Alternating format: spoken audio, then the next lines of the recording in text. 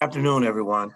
I'm Roland Thorpe, and I have the pleasure of co-directing the Johns Hopkins Alzheimer's Disease Resource Center for Minority Age and Research. That's a mouthful, so we just call it the JHAD-RCMAR. And on behalf of my co-director, Dr. George Reebok, and all our colleagues and community partners from the RCMAR, we welcome you today. The overall goal of our RCMAR is to prepare the next generation of scholars from underrepresented backgrounds and minority ages and health disparities research. And we do that with a focus on Alzheimer's disease and related disorders. And we use a life course perspective that encompasses biological, behavioral, and community factors that contribute to cognitive impairment and dementia in older adults from minority represented groups. And one of the highlights of our center is that we have a pilot award proposal, and in the pilot award proposal, we select these pilot awardees, which are affectionately known as RCMAR scholars. And with the support from the Community Liaison and Recruitment Core and the Analysis Core and the Research Education component, the RCMAR scientists carried out the aims of their projects. And one of the key things that occur with the RCMAR scientists, they're each assigned two mentors. And I'm just thrilled to say today, we will be hearing from one of my mentors, one of my mentees, Dr. Hughes, and her other mentor is Dr. Corinne Pettigrew, who will introduce our esteemed speaker today. Dr. Pettigrew. Thank you, Dr. Thorpe. It's my pleasure to introduce our speaker today, Dr. Travonia Brown-Hughes. She's an assistant professor at the School of Pharmacy at Hampton University and a community professor at Eastern Virginia Medical School in Virginia. She's also, as Roland just mentioned, a Johns Hopkins RCMAR Pilot Project awardee from the center's first cohort. Dr. Brown-Hughes' research is centered in the study of cognitive aging, care transitions, and Alzheimer's disease and dementia care. She has over 15 years of research in these areas, and her numerous publications utilize both quantitative and qualitative methods. She's been active in the development and facilitation of several research and community-based projects focused on cognitive aging and diverse populations, barriers and facilitators to clinical research participation among minorities, and health disparities in vulnerable populations. Moreover, and very impressive to me, is that Dr. Brown-Hughes is deeply committed to health education in both her institution and local community. In addition to teaching and mentoring students, she engages in a multitude of community outreach efforts and partnerships focused on educating older adults on topics related to healthy aging, memory loss, and dementia, and the importance of clinical research. And as a testament to this, in 2020, she was appointed to serve on the board of directors for the Alzheimer's Association's Southeastern chapter and appointed to the Virginia State Alzheimer's Disease and Related Disorders Commission by Governor Ralph Northam. On the personal level, I've had the pleasure of knowing and working with Travonia for nearly 10 years, and she's one of the most hardworking and thoughtful people I've ever collaborated with. Today, we're going to be hearing about her current research, which focuses on the identification of risk factors for Alzheimer's disease and ADRD perceptions among midlife and older educated African Americans. Her talk today is entitled Defining the Use of Digital Communities in the Research Process, Alzheimer's Disease Knowledge and Recognition in an Online Cohort of Midlife and Older African Americans. All right. Well, thank you all for inviting me. It's truly an honor to be here. So in lieu of time, I'll go ahead on and get started with my presentation.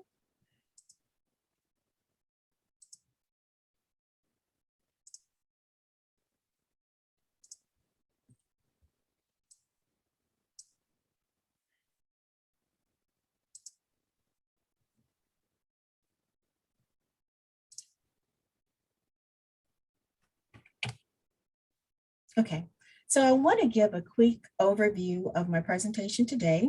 I will describe my pilot study and recruitment approach, also discuss my findings, challenges, and also lessons learned from this pilot, and I will wrap up with next steps and future directions. As we know, African Americans are twice as likely to develop Alzheimer's when compared to whites. Alzheimer's disease is the 6th leading cause of death in the US, but for older African Americans, it is the 4th leading cause of death. How a disease is perceived is important because disease perception strongly impacts health behaviors, symptom recognition, and the decision to seek a diagnosis. My study focused on African Americans because it is important to consider the within group heterogeneity that is lacking in many studies.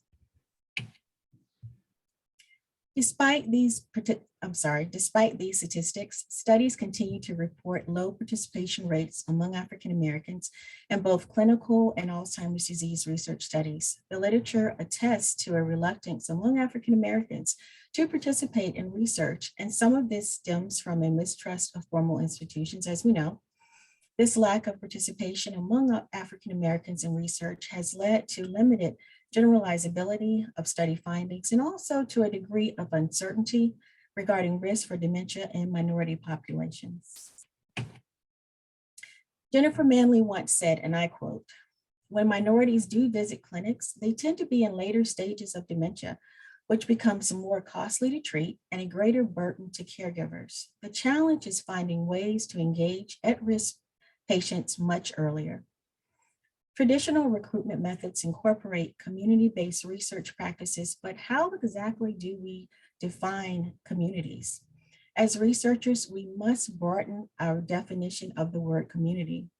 When we think of community-based research, it is often done with a group of people that live in the same place in close proximity to both each other and also the university.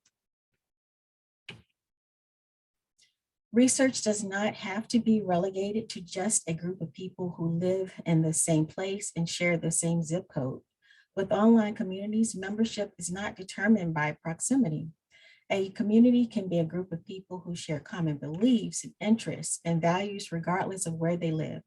My study participants were from 91 different area codes. Targeting online communities is an innovative recruitment mechanism, and it's not bound by distance. Online recruiting is cost effective. I didn't have to pay a research assistant to administer a face-to-face survey, nor did I have to pay for postage or travel. Online recruitment offers the ability to access large numbers of people, participants with shared characteristics, but more variability that are not bound to or by a specific geographic area. Researchers can target certain groups online. I myself chose to target fraternities and sororities, African-American professional groups, and a common theme or denominator was education and their commitment to community involvement. I reached out to gatekeepers, sorority and fraternity chapter presidents, board members, basically gatekeepers that had access to listservs. I could have, if I had chosen to, have given talks at area chapter Greek organizations here in Virginia. On average, maybe I could have done 4 a month, but through emailing, I was able to reach a lot more people. I probably sent out well over 500 study invitations.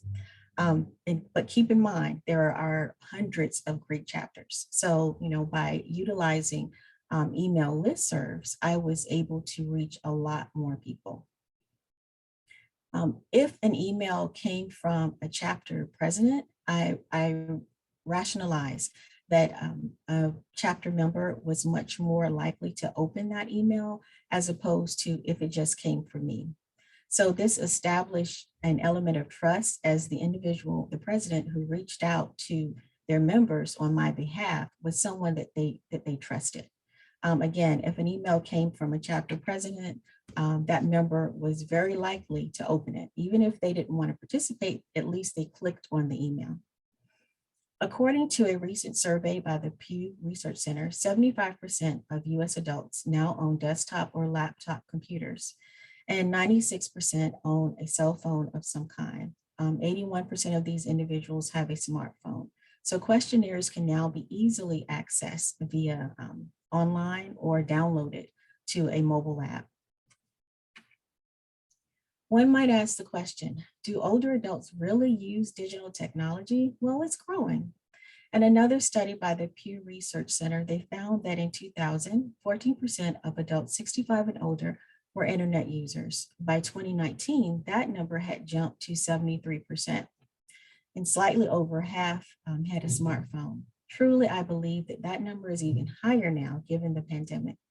So yes, older adults do and can use technology. Online recruiting allows researchers to expand beyond the communities located closest to their university. Computerized mobile apps and telephone-based cognitive screening tools are convenient, they're cost-effective. They are an alternative to neuropsych paper and pencil testing that can be very time-consuming, and someone must administer the test. Computerized testing is efficient. It offers real-time data entry, and it can be done at a reduced cost. And because it can be used at home, you can reach participants long distance or in other states. More studies on midlife and older minorities are needed. Factors that impact late life health outcomes may start far earlier than age 65 and undoubtedly have an impact on cognitive functioning. My study specifically targeted African Americans age 50 and older with a bachelor's degree or higher. Few studies on this topic have focused exclusively on perceptions of Alzheimer's disease among a highly educated cohort of African Americans. Specific aims included to examine perceptions and levels of knowledge regarding Alzheimer's disease among a cohort of midlife and older college-educated African American and or Black men and women, and to see if perceptions vary by demographic factors.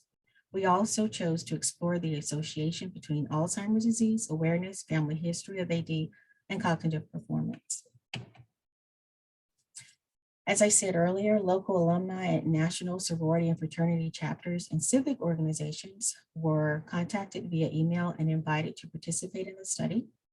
I specifically targeted certain groups and organizations because I was so afraid that my study link would fall into the wrong hands. I chose purposely not to post the study on Facebook or to share the link via Facebook or Instagram. I chose organizations to target that I knew that I would find an educated cohort of African Americans like sororities, fraternities, and Black professional civic groups and organizations. Participants had to identify as African American or Black, be 50 years of age or older, have completed a bachelor's degree, and not have a diagnosis of Alzheimer's disease. As compensation, participants were given a $25 Walmart gift card for completing the questionnaire, and also given another $25 gift card for completing the online computer-based Cogstate brief battery and the telephone interview for cognitive status. After providing online informed consent, participants were asked to provide demographic information and answer questions about their medical history. Participants were asked questions about their knowledge and perception of Alzheimer's disease using the Alzheimer's Disease Knowledge Questionnaire by Robert and Connell, and information about their level of social support, their degree of religiosity, self-efficacy, and their level of participation in various physical, mental, and leisure activities was also collected. To establish baseline cognitive functioning, participants were asked to complete the Cogstate Brief Battery, which is a computerized cognitive screening tool, not diagnostic tool, that can be completed at home. The Cogstate Brief Battery assesses processing speed, attention, memory, and short-term visual learning. They were also asked to complete the telephone interview for cognitive status, which is a 10 to 15-minute telephone administered cognitive screening survey. The assessment domains include orientation, concentration, short-term memory, delayed recall, language, naming, and praxis. And there was overlap between the two assessment tools in the cognitive domains that assess working memory and attention. So in essence, there were 3 study components that were occurring at the same time: the online study questionnaire, the computer-based cognitive brief battery, and the telephone-based TICs. So organization was key to keeping the study moving forward. So I had to constantly be sending out emails. I had to keep up with those individuals who had completed the questionnaire, train my students to call those individuals back and administer the TICs. And also too, and I'll talk a little bit about the Cogstate Brief Battery, but to screen any calls that someone may have reached out to me because they were having problems with it. So again, I felt kind of like I was juggling multiple balls at one time. The majority of the study sample was female, and surprisingly, over 50% of participants had completed a master's degree. 50% of the sample worked full-time, although a third had retired. The sample was somewhat active in their community, but 56% reported participating in their community, their church, or having a hobby for 11 or more hours a month. 58% of the sample had hypertension, over a third had high cholesterol and a history of smoking. And although only half of the study participants self-rated themselves as being overweight, BMI calculations revealed that 90% of the sample could be deemed as overweight or obese based on the CDC calculations for BMI. So those individuals that had a BMI of 25 or higher were deemed as overweight or obese. 45% of the sample reported a relative having a mother or father having been diagnosed with Alzheimer's. When asked questions about Alzheimer's disease knowledge and their perception utilizing the Alzheimer's disease knowledge questionnaire, 86% of participants did not feel that their family doctor was trained to diagnose Alzheimer's. And this is important because patients might not bring up memory concerns because they don't feel confident that their physician can address them, leading to diagnostic delays. Although a slight majority of participants were aware that a primary symptom of Alzheimer's disease is memory loss, despite their high levels of education and SES levels, 42% felt that significant memory loss was a normal part of aging. And this speaks to the need for more education in communities of color, regardless of level of education or SES.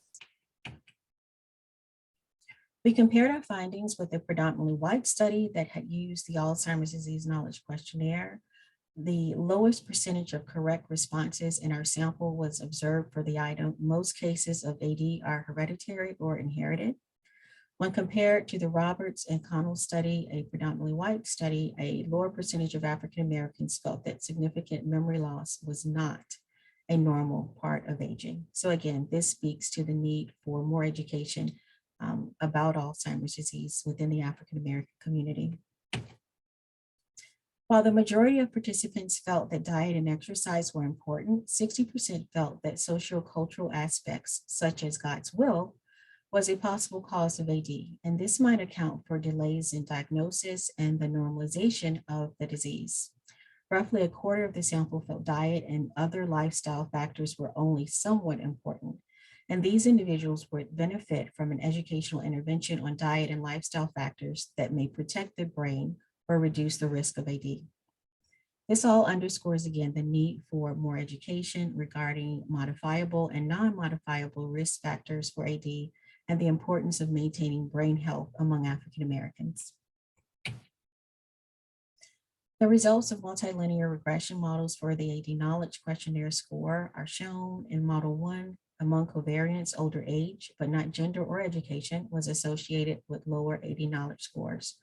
Among the AD risk factor questionnaire items, the belief in God's will and stress questions were each significantly associated with lower AD knowledge scale scores, with these measures together accounting for 7% of the variance. The patterns of results were similar in Model 2 when non-significant Model 1 AD risk factor scale variables were excluded, and with age, belief in God's will, stress accounting for 10% of the variance in total AD knowledge questionnaire scores. Higher age was associated with longer detection and identification speeds. Worse accuracy on attention was associated with reporting low likelihood that AD was caused by not keeping one brain active enough. Worse accuracy on working memory was associated with reporting high likelihood that AD is caused by God's will. There was no significant association between cognitive performance and other AD awareness items, inclusive of knowledge and treatment. Worse reaction time on processing speed and visual learning tests was associated with having a mother diagnosed with Alzheimer's disease. I'm sorry, the boxes are a little bit hard to see. Other observed significant correlations included for reaction time, a greater number of reported cardiovascular disease risk factors was associated with worse reaction time on visual learning tests, and a greater amount of time was associated with degree of mental stimulating activities, participation, and worse reaction time on attention tests. And that was kind of surprising because you would think that a more mentally active, or the more someone participates in mentally stimulating activities, that they should have had a higher time. But I think what it could be the result of, I kind of surmise, is that people who do participate in mentally stimulating activities like chess or bridge or crossword puzzles, these individuals usually pay more attention to detail. So for them, it's more so about strategy and not necessarily about time. So I also wanted to just discuss some of the challenges and lessons learned. One lesson was to expect the unexpected. Participants could not open the Cox State assessment in Chrome. Initially, again, when I met with those from Cox State, they explained to me how everything would work and that it shouldn't be a problem. Again, I assumed that it shouldn't be a problem because the Cox State brief battery has been around for quite some time. But what happened was that there was a problem with Adobe Flash, and Adobe Flash, I don't know if you all are aware, has since been discontinued. So only individuals who had Microsoft Edge or Foxfire were actually able to open up the Cox State assessment battery. If they did click on the Cox State assessment battery, although the questionnaire worked great because there was a link to it, I tried to make everything as smooth as possible. But when they clicked on the link, they got an error code, and they were informed that they had to download a version of Adobe Flash. Some people tried. I would imagine many older adults just got frustrated and just said, forget it. So I started getting quite a few calls from people telling me that they wanted to complete the Cox State, the second part of the study, but they couldn't. So what I did, I brainstormed a little bit, and after an individual would complete the questionnaire, they would be sent that first Walmart gift card. So I usually would send out a thank you email to them. And in addition to that, what I did was that I modified that email to include just some instructions. So again, please open the Cox State, or the second half of the online memory activity, use an Explorer or Microsoft Edge or Foxfire, but not Google Chrome. I tried to use pictures. So again, if it was an older adult, they would be more likely, to understand that. But again, unfortunately, because of that, I believe I lost a lot of people. For the ticks, for example, myself and my students were able to administer it to 171 people, so again, I didn't expect that. So expect the unexpected. Survey and assessment tool choice is important. Concurrent validity is the amount of agreement between two different assessments. Criterion validity measures the relationship of measures to each other. Truly, I wish that I had considered using other Alzheimer's disease assessment scales. In hindsight, I believe I run across scales that were stronger and more current than the scale that I did use. So I just say that to say, take the time to consider how each scale or assessment tool that you choose for your survey or for your study informs the other scale. Based upon the purpose of your study and your aims. Take the time to step back and look at the big picture in terms of what is the goal of the study and how do each survey tools fit with that goal. A lot of times once you get a proposal, you have a proposal, you get it done, you get it funded, and you're looking at different constructs, and you might look at each construct solely or almost like a silo unto itself, and not think about, again, how will this particular measure inform other measures? And it's really important to do that. It's better to take the time and do it up front as opposed to, after the fact and say, I wish I should have, would have, could have used this or that or included this. Recruitment efforts must be continuous. And I put this picture here because honestly, it's almost as if you have to fan the flames. So, you have to, yourself or your research assistant needs to continuously send out emails to those gatekeepers. Remember that your reach is statewide, regional, or national, not just local. Look for national organization websites, and I just put a few sites that that I utilize myself, not necessarily the Hispanic websites, but there are quite a few out there. Many of these websites will have the contact information for those who serve in certain positions, those who are on the board of directors. Many religious sites will have individuals who are assigned to like a regional location. And so they'll have their contact information. So this gives you individuals that you can reach out to. Again, those gatekeepers. Let's see.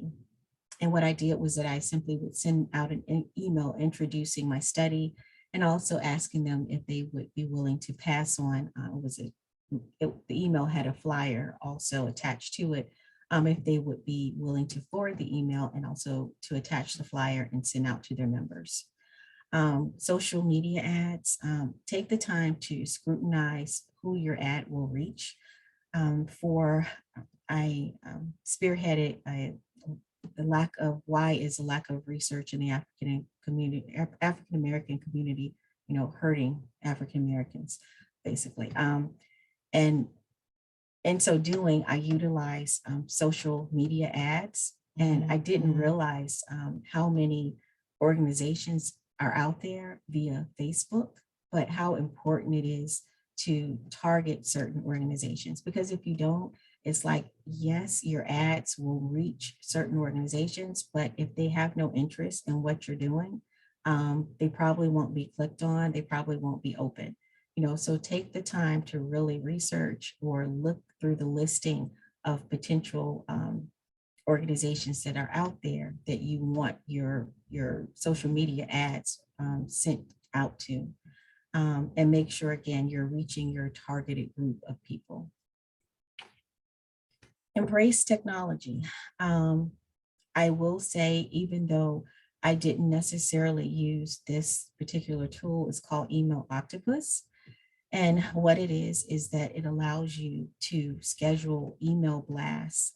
So if you do have a listserv, if you do want to remind your participants, that the study is still open, or you would like to send out another email blast to, from, in my case, sorority presidents, asking them if they wouldn't mind re-forwarding my invitation and flyer out to their members.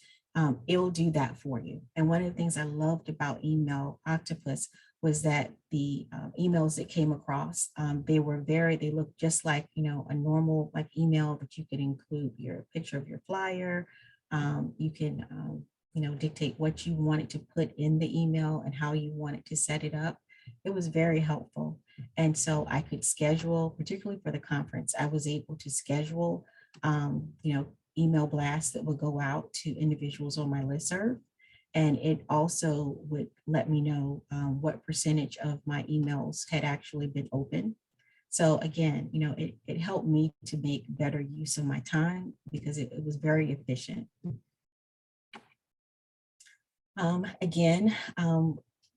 Back to the theme of embracing technology.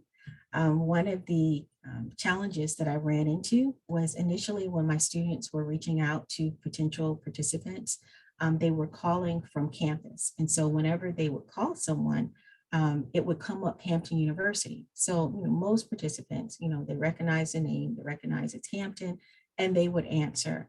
But when the pandemic started and all of the students were directed to leave campus and they couldn't return, my rotation students, they were still assigned to me and they were still trying to make calls, but they were using their cell phone.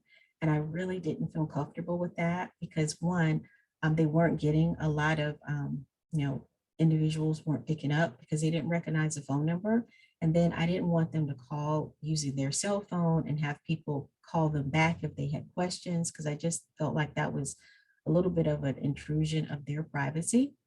So it was via, I think, one of the online RCMAR scientist sessions that we had, and I believe it was Jeannie that mentioned Telsio as a potential tool that I might be able to use to solve that problem. And so what Telsio is that it's an online site that allows you to make calls, but you make it from the Telsio centralized like website.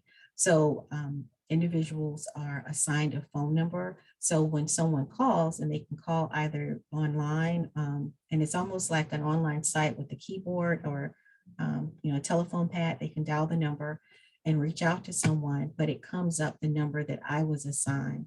And even though it took a while, it also assigns it like a caller ID name as well. So it took a while for it to come up Hampton University. But again, once I was able to start utilizing Telsio, and my students were able to utilize it either by downloading the mobile app and using their cell phone, but their phone number would never come up, or utilizing the site online, we started getting a lot more people, actually pick up. And not only were we able to call out, but individuals were able to call in, and they were able to leave messages as well. And so then I could instruct my students to call those individuals back. So, it served its purpose, and so it was very helpful to some degree. All right, so some of the limitations of my study included, it was cross-sectional in design. Participants were primarily those who felt comfortable utilizing the computer to complete study tasks. Online recruiting can be somewhat impersonal in that, you're not face-to-face with that person. To somewhat overcome that, I tried to make the emails that I sent out to individuals as personal, or as inviting as possible. The email that I sent out had a picture of a dog. I also included like a brief scripture as well. So again, I tried to make it as personable as possible. There is an element of trust that may not always be upheld. Again, I was terrified that someone, the wrong person, a college student who just sitting around making up emails, would get my email link and just arbitrarily fill out the survey. And so because of that, for this study, I was very discerning in terms of which groups I targeted. Health conditions were self-reported, and thus underreporting of conditions is a possibility. And my sample was highly educated. To a certain degree, I felt that was somewhat, it was a strength, but it was because this work hadn't been done with this population before. But it could also be a limitation because I think it decreased to a certain degree the variability, of my data. Strengths included, the sample was very diverse, a sample of African Americans that weren't relegated to a certain geographic region. One of the things that I had to remind my students of was that some of our participants were in California and we're in Virginia. So even though they may have thought that a great time to start calling people was 9 o'clock in the morning, for some people that was 6 o'clock in the morning for those on the East Coast. So they had to be mindful of that. The study was not reliant on face-to-face survey or in-person assessments. Again, this cut down tremendously on costs of travel. There, I would assume, were lower levels of test anxiety in that the tests were done in the individuals or the participants' own environment, and it was cost effective. My participant compensation versus spending money on salaries was my largest budget item. In conclusion, study findings underscore the need for Alzheimer's disease education within minority communities, regardless of education or SES status. So we can't just assume because a person has a high level of education or a high SES that they are knowledgeable, about Alzheimer's disease and the symptoms thereof.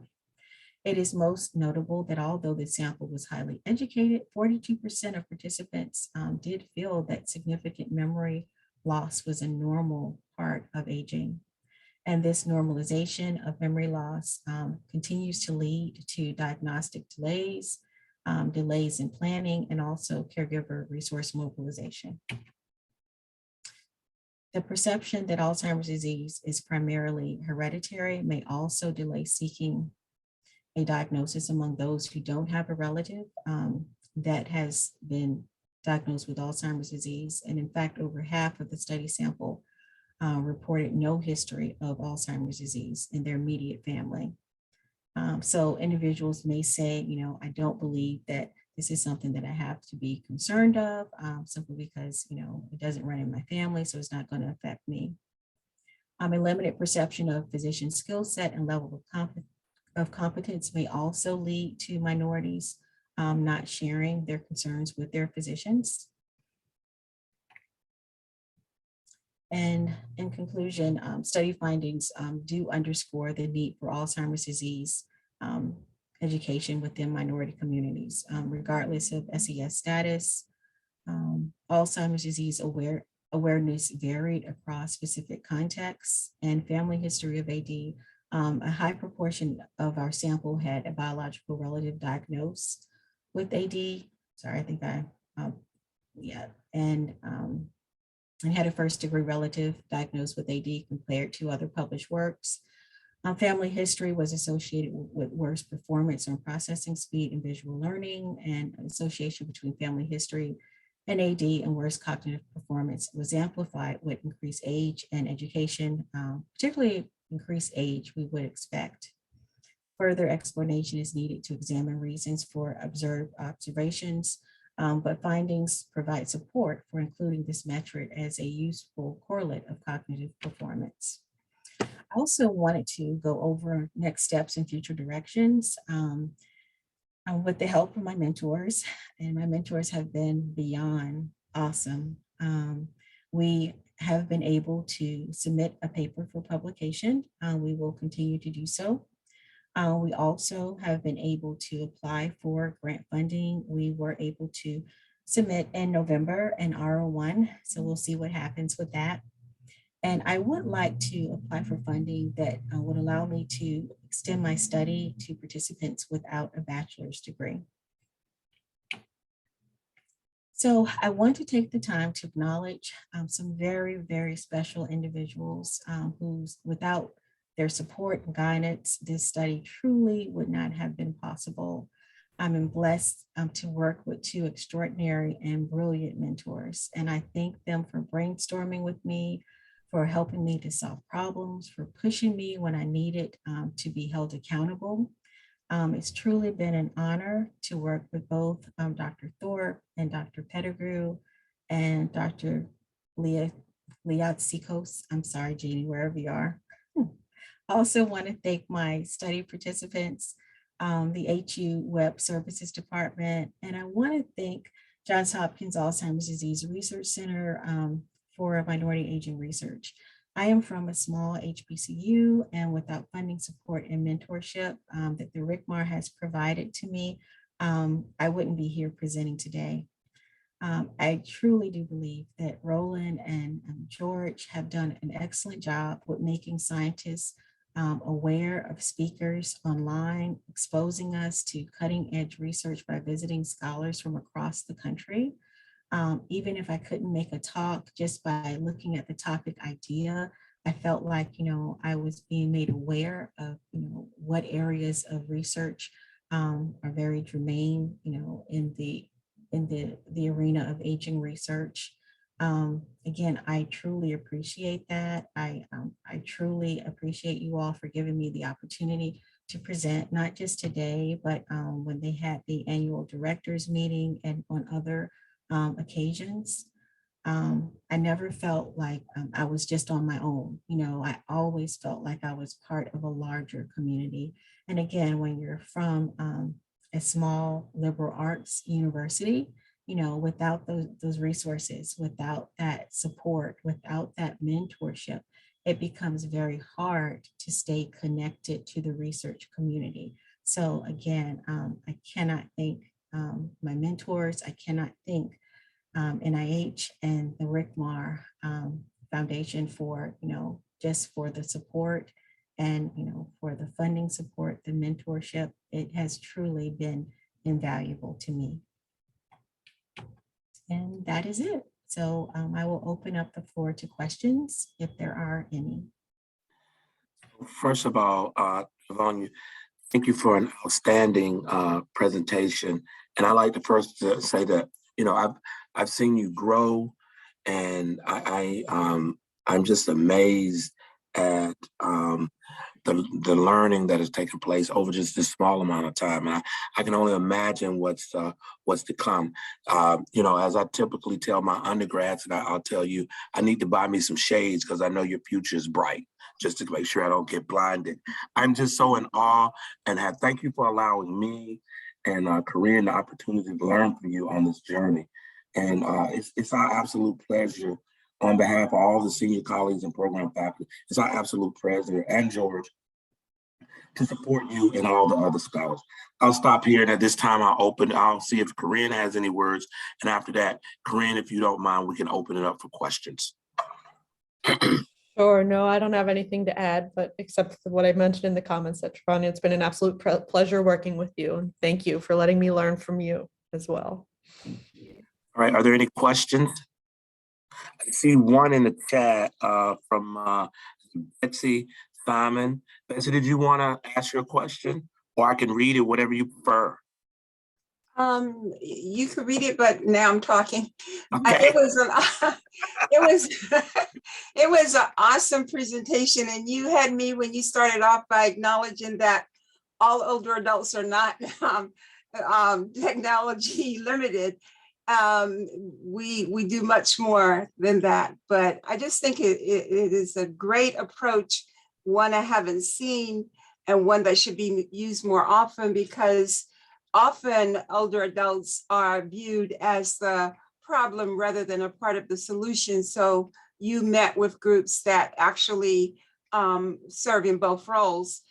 I don't recall, but did you list those organizations who finally responded? I mean, who were your final respondents?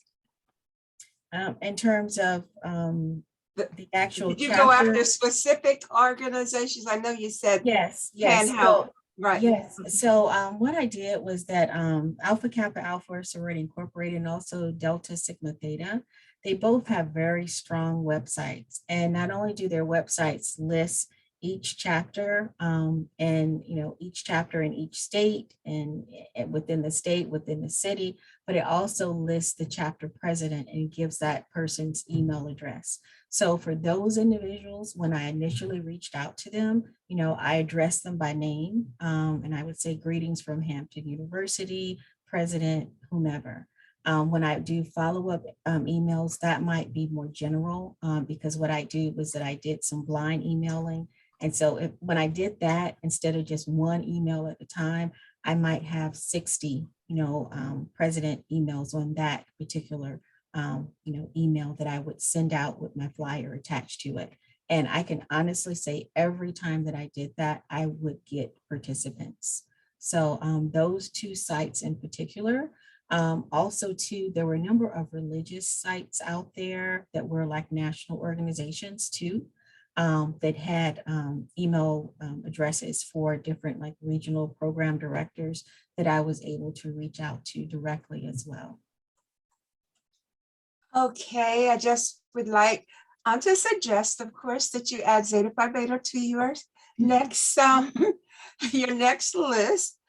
We have a strong site too. I would know. I will definitely. I love your blue. And thank you so much.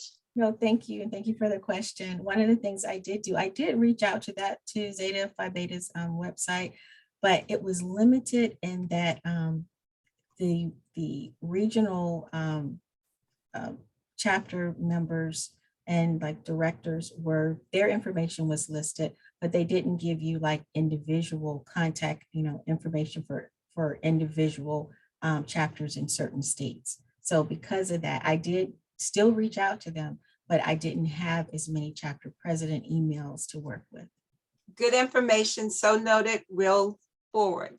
All right, I see Marino, and then after that is Joe, and I'm still monitoring the chat. Marino, please. Sure, thank you for your presentation. Really appreciate it. There are a couple of thoughts one thought and one question.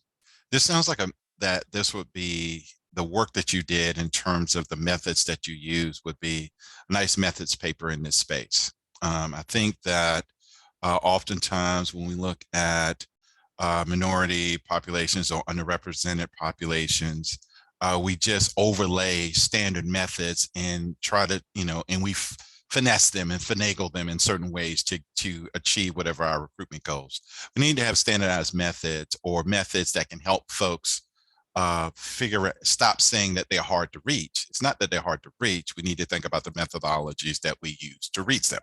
And you did, because you were very thorough. And I think this presentation sort of demonstrated that. And I think this needs to be documented in some way other than a presentation.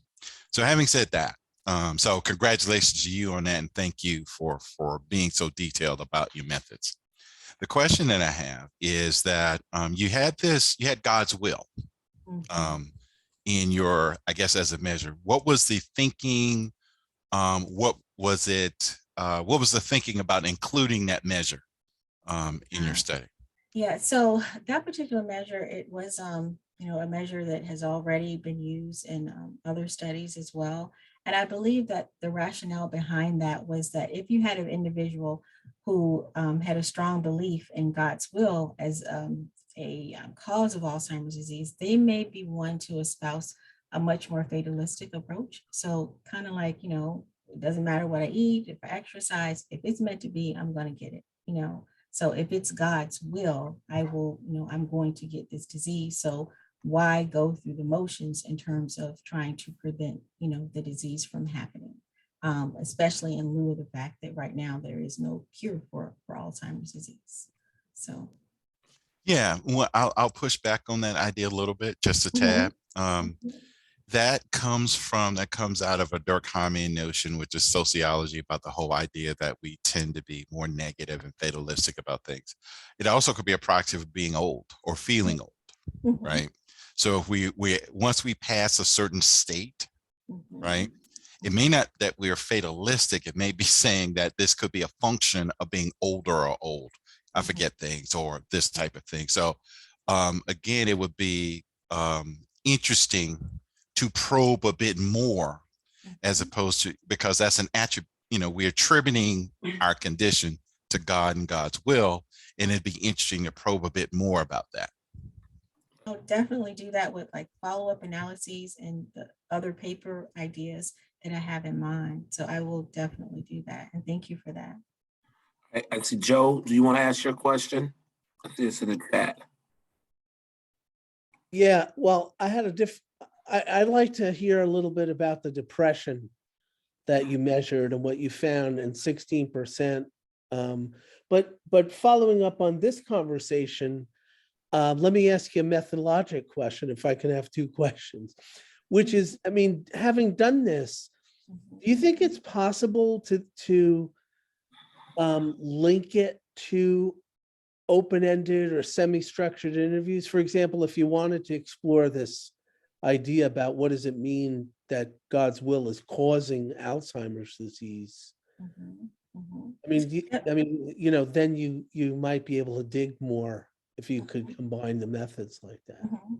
Yeah, most definitely. I could see myself doing a series of focus group discussions, asking them, about their perception of the disease itself, about what contributes to health-seeking behaviors. And again, to what degree does spirituality and religiosity play in terms of having an influence on those health-seeking behaviors as well? Well, you could, but I mean those individuals. Oh, yeah. Particular individuals. Can you go, in theory, I guess IRB and things going through that, you'd have something in the question that says, if we wanted to let you talk more about some things, would you be willing to? Yes, I would love to do that. That's a great idea, especially with Zoom, and with more focus groups being done via Zoom. I think that is a possibility. I wish you had reached out to me like 2 months ago when we were writing that R01. That would have been like, that's an innovative twist to it. That's the kind of resources you probably, need. Or maybe, you'd say, if things are almost certainly going to come up that are puzzling, let's build that in. What about just since I took up so much time with that, but can you just say something about the depression? Yeah, so we used the CESD, and it seemed as if there was like a relatively, 16% of the sample. So it wasn't a large percentage of individuals there. And I believe we had, have you ever been diagnosed? Yes, no. And then I looked at how long ago. So within the last 2 years, 2 to 5 years, or 5 years or more. So, yeah. All right. I'm being mindful of the time. I see we got 4 more questions. I want to try to see if we can get through all of them. Next question is from Janice. Janice, did you want to ask your question that you have in the chat?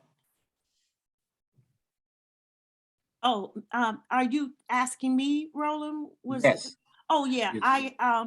my question, Travonia, was was just asking if if you as a member of a sorority, did that help you, or have any influence, do you think, on your ability to get to get people to participate? Yes, ma'am, that's a great question. Did it help? It helped make me more aware of how many chapters there are out there in terms of different, particularly African American sororities, how strong of a network those sorority chapters are, but also too, it made me a little bit more hypersensitive because I didn't want anyone to say to me, I don't want you to feel like you're using the university, you're using these, you're using us to reach a goal. I wanted them to know that, the reason I'm in this sorority is because, of, my commitment to the sorority's goals and its purpose. But it made me more mindful of being very respectful, so that when I did send out those emails, I made sure to address the president, president, whomever. So from that degree, in terms of, and I don't want to use the word, the politics of approaching different sororities and fraternities, but I do believe it has to be done in a certain way, and it has to be done very respectfully. And so I was very cognizant of that, and, tried to do that as much as possible. Yeah, and it sounds like you did that. I was more interested in whether the fact that you had an affiliation, how perhaps helped them to be more willing to participate than had it been someone who was not affiliated. Yes, So that was more what I was trying to And, drive. and truly, I thought about putting on that email invite, that, my chapter name, but again, I think it helped me to network more because I was able to reach out to other Greek members and, ask them if they wouldn't mind helping me to recruit, directly. And if I was introduced, like if I gave a talk at a chapter meeting, they would introduce me, as a soror, or you'd say, I want you to talk to such and such. She's a soror too. So in that regard, it did help me, but I didn't put that information on the email that I sent out. So Amal, your hand. Yeah, hi. Great presentation. Congrats on the R01 submission. That's a big deal. I had a question. I just wanted to make a comment on the your regression on the God's will to AD knowledge. I think when I first saw that, because this is college educated population, I just thought, oh, you have an intervention target. Like if you're thinking about education, you need to really think about this concept of God's will, and all those comments about qualitatively answering that would really help. When I was looking at your results slide, I'm just drawn to numbers. I got a little bit confused with the reaction time, and I think you were speaking about it and I might have missed it. You were talking about mental stimulation with identification speed. I just wanted to make sure I understood what you were saying there. Yeah. And there was a positive value. What does that number represent? Yeah, so it represented the amount of time it took them to complete a task. So it also, the Cogstate also measured accuracy. So how quickly were they able to complete the task? And also, did they choose the correct answer as well? So what the regression and what that analysis showed was that among individuals who reported being having more than one mentally stimulating activity that they participated in, so maybe they did bridge and chess and crossword puzzles, it seemed as if it took them longer. It didn't speak to accuracy in terms of if they got the answer right or not, but it took them longer to complete it. And again, my rationale was that, individuals who are very astute and, they do things like chess and bridge, they're very detail oriented. So to them, accuracy is important, regardless of how long it takes me to move this chess piece. I just want to make sure I'm doing it right. And so that could have been why it took them longer. I was just thrown off by the word speed there, but Okay. it's time, right? Yes, To completion. Okay, gotcha. Thank you. Thank you so much. We're at time, and I know that Gail had a question and Betsy had another question. I would ask you to indulge in me connecting you with Travonia so she can answer your questions. I just want to be respectful of other people's time. Congratulations again, Travonia, and I'd like to turn this over to George Reebok for closing remarks. Well, thank you so much, Roland. This has been a wonderful session, and I just want to congratulate Travonia on an outstanding presentation and for finishing up her pilot work. This is such exciting and important work, and we're really looking forward to great things coming out of it. And I want to also thank all of you for attending today's session. We're always delighted to see you at these professional development series sessions. And I also wanted to let you know that our next professional development series will be in January 14th. It's a Friday, as always, and it's 1 to 2. And Dr. Marilyn Albert, who co-directs our research education component for the RCMAR, will be presenting on preparing an NIH biosketch. So stay tuned for that. I'm sure Veronica will be sending out reminders, and it should be a very lively session. So I hope that you can all attend that session. Again, that's on January 14th, 2022. So thank you again, everyone. Really appreciate you coming out today, and thank you so much, Travonia. Thank you for having me. I really do appreciate it. All right. Happy holidays, everyone. Happy holidays. Bye, Bye-bye. everyone. Bye-bye. Thanks, George. Bye. Bye-bye.